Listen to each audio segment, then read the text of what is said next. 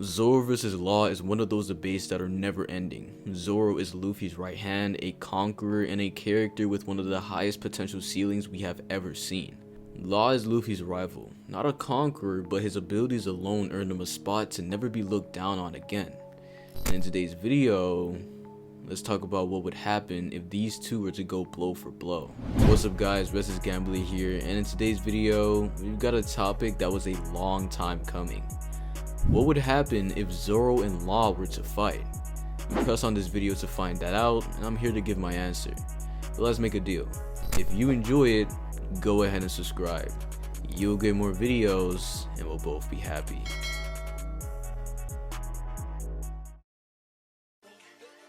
Zoro is a character I've had on the channel a couple times, but I haven't spoken about him in depth in a while. So let's go over his stats first. Starting off with strength, this is quite easily Zoro's most impressive and emphasized stat compared to the rest. As a conventional swordsman, his attacks tend to be more lethal than say a kick or a punch. Well, maybe not a kick, but you know what I mean. The reason I say Zoro's strength is so emphasized is because of the spectacle of the attacks he throws. As early as just Rosa, we see Zoro cutting through Pika with nothing but some momentum and of course his strength. He is a monster for sure, and so he enters Wano and everything gets crazier for him. The rooftop fight, better known as Roof Piece, was crazy. 2 Yonkos, 5 Supernova, and Oda with the pen. Yeah, we were in for something insane. Zoro alongside Killer start off their fight with some attacks to test out just how durable Kaido really is. Zoro uses Purgatory Onigiri, his most basic move, but it doesn't do the job. In fact, with the addition of Killer's attack, we see the extent to which it damages Kaido, being completely unable to pierce him. While Kaido applauds them, Zoro knows this isn't enough, so he says that he needs to release some more of Enma's power.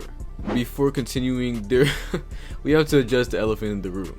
There is almost always discourse about Enma's power. Of course, it's less prominent than before, but man, is it still slandered.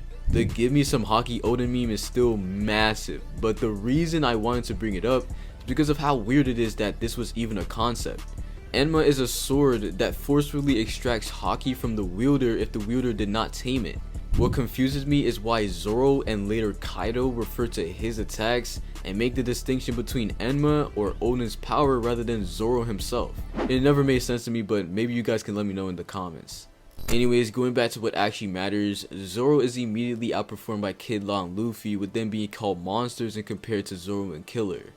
Luckily, Zoro had more in store, power that Kaido would have never anticipated. When Kaido gets hit by Luffy, he immediately resorts to using a point-blank blast breath in his face, but Law teleports Zoro in front of Luffy and he cuts through the attack.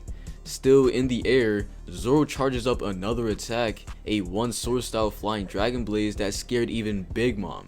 She tells Kaido to dodge, and it's either he does just that or Zoro misses. It's most likely the latter because Kaido doesn't dodge once yet, and the immediate reaction from him is that the sword has Odin's presence in it. If I speak, I'm in big trouble. In the next chapter, Luffy is a sitting duck because he runs out of gear 4, and suddenly Kaido swallows him after using his twisters. But in retaliation, Zoro uses his own twister, letting off more of Enma's power and being the first one on the rooftop to actually cut Kaido straight up. Zoro doesn't do anything strength-wise for the rest of the rooftop until chapter 10:10 at the worst condition we have ever seen him in. Kaido threatens to kill Luffy and Zoro just isn't with it, so he uses Ashura for the first time in hundreds of chapters and clashes with Kaido. Believe it or not, in this moment, Zoro deflected all of Kaido's attacks, then outpaced him, doing the most damage to him the entire rooftop. It was so damaging it actually scarred the beast himself, something that hadn't happened in over 20 years. Zoro's rooftop performance was great, but Wano wasn't over for him because he goes on to fight the second strongest on the crew, King. King was another durability monster, and because of this, Zoro had to find a way to combat it. We see more feats of King's durability. Zoro uses the exact same attack he used against Kaido to damage him the first time, and King completely blocks it, taking 0 damage. Zoro, after blocking one of his attacks, uses Shishisonsan, an attack he stated himself to be stronger than the twister, and it does, again, 0 damage. This is the durability of Flames on King. His durability is insane, that Vegapunk even uses his data on the Seraphim. But after some struggling with King and a reinforcement of his values and goals, Zoro tames Enma through the use of advanced Kankusaki. This completely shifts the tides of the battle because on top of him gaining a new technique, he figured out and adapted to King's durability gimmick and is able to counter him completely. King with his flames on is completely invincible, and with it off, he gains a speed boost.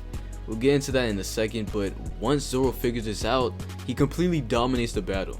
He didn't get damaged once after this. He sliced up King every time he got an opening and finished the fight flawlessly with his strongest attack to date. This was confirmed in the viewer cards, so yes, this attack is stronger than Ashura on the rooftop, meaning this would do Kaido even worse than Ashura did. Mind you, Zoro was again critically injured during that attack, and it just goes to show Zoro's insane AP. One last thing I want to mention is that Zoro implies he may be able to damage King with his flames on because King is starting to defend himself despite having his durability gimmick in play. Whether that's the case or not is up to you to decide, but the fact of the matter is, Zoro is super strong. Speed is next on the chopping board, and this is underrated by a lot of people. Believe it or not, Zoro is pretty agile. On the rooftop, Zoro fluctuates from matching Killer in speed to outpacing Big Mom's attacks multiple times. When Big Mom tried to attack Luffy while he's recovering from the attack Kaido threw at him, Zoro runs to the rescue and slices the attack in half before it could reach Luffy. Then when Luffy ran out of Gear 4 later, Big Mom tried to end Luffy while he was on the ground, but Zoro was able to pick Luffy up and dodge the attack at the same time. He then goes on to dodge Kaido's twisters while carrying Luffy as well. The next thing we see Zoro do is stand in front of a double Hakai before anyone could even realize he was there. Once Zoro gets back on his feet after getting his bones crushed by the double Hakai, he uses Ashura, and we just talked about it. He put in work. He was just casually outpacing Kaido for a split second and scarring him in the process. Again, Zoro was completely crippled at this point. Zoro of course goes on to fight King and get dominated by him the entire time. One thing I want to note immediately is that King with his flames off was never too fast for Zoro. In chapter 1027, King flew at Zoro with his flames off and in the middle of his named attack. Zoro is able to react, charge up his own attack, and clash with him before King can reach him. For reference, Sanji can Perception Blitz Queen in the exact same hallway with no difficulty. So no, King isn't that fast with his flames off. It's even more apparent when Zoro unlocks Advanced Kankusaki. Something to keep in mind is that Advanced Kankusaki is actually a complete stat boost. For Luffy, he was getting manhandled by base Kaido. But once he unlocked Advanced Kankusaki, he's able to go blow for blow with a hybrid Kaido. The same goes for Zoro because as he was getting dominated before Advanced Kankusaki, as soon as we see him fight with his new technique, he outpaces King with his flames off and slices his mask off. The fight continues on and there isn't a single time Zoro is outpaced. And in fact, when King tries to flex his speed flying around his perception, Zoro blocks the attack effortlessly and counters accordingly. The nail in the coffin was when Zoro jumped into the air and blitzed flames off King in the sky and finished the fight. Using the same statement as before, the speed of the attack can also be faster than Ashura, so he's casually rocking speed that can hang with Hybrid Kaido on occasion. Durability and endurance is another stat that I think Oda goes out of his way to emphasize on Zoro. Zoro has always been an endurer, someone who would get cooked at the beginning of the fight and then come out heavily injured but understanding what to do. We saw this with Mr. 1 and we saw this with King. In chapter 1009, he stepped in front of Double Hakai and broke all of his bones in the process. First off, him not just evaporating gives credence to his defense, and we later get some shine on his endurance as Zoro goes on to help slice Prometheus, with even Law confused on how he's even doing all this. And Zoro doesn't even stop there because he goes on to use Ashura, scar Kaido, and save Luffy, all while all of his bones are broken. He then went on to fight King at full health, get cooked the majority of the fight, beat King, then have to endure twice the damage of having all of his bones broken on top of his battle damage. He almost died. Heck, the Green Reaper literally came up to him. But at the end of the day, the guy survived. Zoro has top tier endurance and only a few people can match and surpass it. Finally his hacks, and Zoro doesn't have anything crazy. He of course has all 3 versions of Haki, with his Kankusaki being advanced. Other than that, Zoro has different kinds of attacks for different scenarios, none of which he'd probably use against Law. At the core of it, Zoro is an endurance monster who uses that to adapt and deal heavy blows once he understands what he needs to do. With that being said, we've scaled the monster swordsman. So let's get into our next competitor, Law. Law is a new character on the channel, so let's give him a warm welcome by giving him justice as we scale him. Starting off with strength, this is an awfully weird stat for Law. Don't get me wrong, Law has real lethality, but it doesn't come from his actual attacks if you understand what I mean. A good comparison of course is to Zoro, because like I said earlier, Zoro was actually the first one on the rooftop to genuinely cut Kaido's scales, and then he goes on to blow that same feat out of the water with Ashura. Law on the other hand doesn't do those kinds of things, so let's get into it. I mentioned this earlier, but Law, Kid, and Luffy were just outright portrayed stronger than Zoro with Killer based on their first attacks.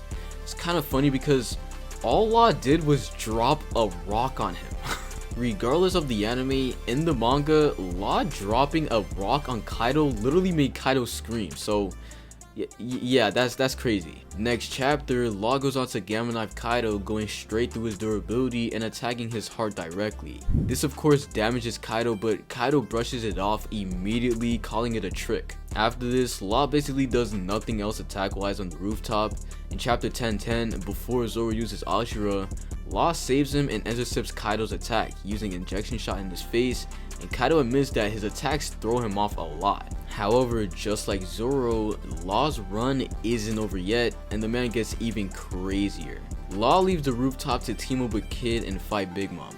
The performance of each of these two against the Emperor could be a video on its own, but let's just say both parties were putting in work. In chapter 10:29, we see Law's first attack on her, using counter shock on Big Mom while she's about to attack Kid. This does do damage to her, one of the first displays of it to this durability monster. Of course, Big Mom is less durable than Kaido, so this feat is regular for Law. Next chapter, we see Kid again being focused on by Big Mom, and Law again attacks her while she's about to attack Kid. But this time, he uses his awakening, K-Rune, to actually penetrate Big Mom. You know what he's doing. And so with his sword through her, he uses a new attack called Shock Willy that shocks her from within, and Big Mom bleeds for the first time in the entire story. This was an insane feat, and it goes to show Law's power once again.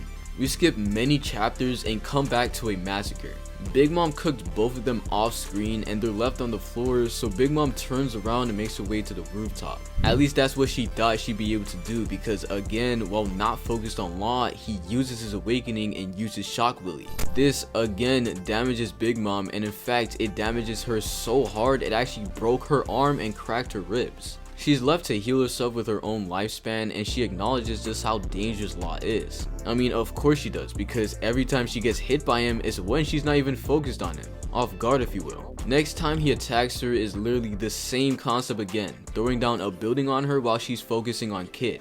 And while she's on the floor from the attack, Law uses his awakening to pierce straight through her, all of Onigashima, and the bedrock below, and he uses Shock Willy again. This was the last of his AP feast in Wano. He, alongside Kid, threw Big Mom into a volcano, ending her reign and probably her life. In Egghead though, Law wasn't finished because he immediately ran into Blackbeard. In this fight, we see Law damage Blackbeard with Shock Willy. Of course, like he always does, he just brushes the damage off and continues fighting like a maniac. I don't see this as an anti-feat on Law. For some reason, despite Blackbeard taking twice the damage of a regular person, he's still enduring insane attacks from monsters. Law goes on to clash with Blackbeard while awakened, but then Law loses off screen and he's bailed out by Beppo. We can't really say anything about this fight. We know Blackbeard was caught off guard by his attacks because no one except Kid knows about his awakening. So that's it for his strength. Now let's get into his speed. Now this, again, just like strength, is a weird topic to go over because Law is a teleporter. On the rooftop, he barely takes damage. Both times Kaido used his slashing attacks, Law just teleported away from them. He also teleports in front of Big Mom and attacks her before she can react multiple times. My favorite, in quotations, speed feat Law has is in chapter 10:10. While Zoro was cutting up Prometheus, Kaido tried to attack him, but Law switched places with Zoro and hit Kaido in the face before he could notice Law was there. This meant that he would have needed to be able to react to Kaido's speed to do this, regardless of him teleporting. Sadly, in the same chapter, Law looks in Kaido's face and still gets hit after Zoro got hit with Thunder Bagua. I think it's pretty obvious that Law cannot keep up without teleporting around or catching someone off guard, and is more of the latter. Rereading his fight alongside Kid is been talked about before, but I never actually went to go check for myself until this video, and yeah, it's literally an objective fact that Law didn't land any attacks on Big Mom while she was completely focused on him. Law would literally only attack Big Mom while she's distracted, and never did he attack her head on like Kid. But again, that's a topic for another video. Law again is a teleporter, so his speed is only as fast as his reaction speed is. We know he can't react to Thunder Bagua, and he doesn't exhibit anything against Big Mom to imply he can keep up. Durability and endurance is actually straightforward for Law. The entire raid, Law didn't catch a break. Of course, like I said earlier, he barely took damage on the rooftop, with literally one of the only things he got hit with being a Thunder Bagua that hit Zoro first. He got hit with Big Mom's attack earlier than that as well, but that wasn't anything to worry about. Another thing he got hit with was just a regular Bagua swing by Kaido through his defensive ability. I literally didn't even know this was a real thing, but yes, Law has a defensive ability that got one shot with one swing, and it didn't even stop the swing from swatting him away like a fly. Of course, this didn't do crazy damage to him, but it just makes the current just seem super unimpressive. During his fight with Big Mom, he gets hit by stolen fire and takes it pretty well. He then gets off screen, but comes back and admits to Kid that his next couple of attacks will be his limit. He uses his awakening again and has to take the brunt force of Big Mom's punches, but she doesn't use any Conqueror's Haki for some odd reason. That's the last of the attacks he takes during the raid. Definitely impressive. Against Blackbeard, we don't actually see what he got hit with, but it's pretty obvious he couldn't endure what he threw. The final stat is of course hacks. The reason I call strength and speed weird for Law is because of the simple fact that these two stats are only as good as they are because of his hacks. Law has the best Devil Fruit in One Piece, and with it, he has the ability to teleport not only himself, but people relative to him in Haki. He can't teleport monsters like Kaido and Big Mom because their Haki was too strong, but despite this, he was able to teleport both Luffy and Zoro. Almost all of Law's attacks are durability negation, as they all deal with the same power, a strong shockwave. Of course, there's levels to it. Attacks like Counter Shock and Injection Shot might be relative, while Gamma Knife is a tier above that, and a tier above that is Law's Awakening, K-Room. With it, he can directly pierce through literally anything and let off a huge shockwave from the inside. Law also probably has the ability to heal himself. I mean, he is a doctor after all. I wouldn't be surprised if he was able to. With that being said, we've scaled and gone over the attributes of both of these monsters. So now the question is, how would the two do in a fight against each other? Let's find out. This fight would take place where Goku and Vegeta fought the first time. Same rules as always, whoever dies or gets knocked out first loses. So let's go and simulate the fight. Play the Budokai music. The fight starts and Law would immediately smash the ground to create objects to switch with. Using tact, he would drop a huge rock on Zoro, to which Zoro would cut it open. But suddenly, Law switches with one of the pebbles from which Zoro broke and tries to slash Zoro. But this wouldn't catch Zoro because unlike the fights where he has to adapt, Zoro knows how Law's attacks work and his tactics. So Zoro would block the attack and counter him accordingly. Law would have to change up his fighting style, trying to catch him off guard because he doesn't have an insane speed advantage. So as a result, he'd throw a ton of pebbles and teleport between them, and Zoro would be trying to gauge where he would end up. But he can't adapt fast enough because Law doesn't let him, so he hits Zoro with a clean injection shot. Both characters have taken damage from each other, so now they have to fully lock in. Law knows he can't just catch Zoro off guard again with the same tactics, so he has to fight directly, then find a way to land a lethal shot. Luckily for him, his awakening will allow that, and all he has to do is find an opening. Zoro does not know he has an awakening, so he wouldn't be anticipating it. But Law on the other hand has no idea Zoro has advanced Conqueror's Haki, so now they face off again. Zoro is in King of Hell and Law is in his awakening. They clash, but Zoro has the upper hand in speed and strength. He overpowers Law, but Law is able to exit the upcoming barrage with a teleport. He extends his sword and pierces Zoro from a blind spot and uses shock relief. This damages Zoro deeply, but his endurance allows him to continue. Law's tactics are eventually adapted to because sadly, there just isn't another person to distract Zoro for him to continue catching him off guard. Because of this, it's only a matter of time until Zoro hits one of his more lethal attacks, Whether in a counter attack or straight up, they will hit. And once Zoro gets momentum, the end of the fight is set in stone.